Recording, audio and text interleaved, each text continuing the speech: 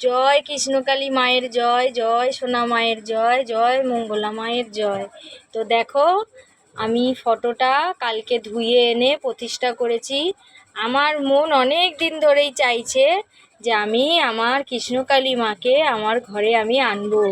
তো সত্যি কথা, মায়ের এতই মহিমা, মায়ের এতই ভালোবাসা, আমি যেদিন ফটোটা প্রতিষ্ঠা করি সেই দিন থেকেই আমার কৃষ্ণকালী মা আমায় মহিমা দেখানো শুরু করে দিয়েছে।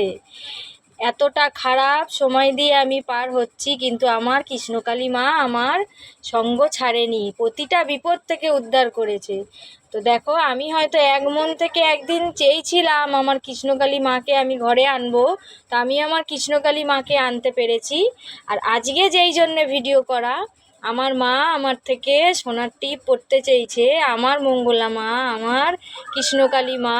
তো দেখো, এই অসময়েও এত আর্থিক অনটনের মধ্যেও আমি আমার মাদেরকে সোনার টিপ পরাতে পেরেছি। আজকে মনে হয় আমার থেকে খুশি আর কেউ নেই। তো আমি সবসময় চাইবো, মা তুমি সকলকে ভালো রেখো, সুস্থ রেখো, সবার মনস্কামনা তুমি পূরণ করো, সবার পাশে থেকো, সবাইকে আশীর্বাদ করো, সবাই যেন সুস্থ থাকে, ভালো থাকে।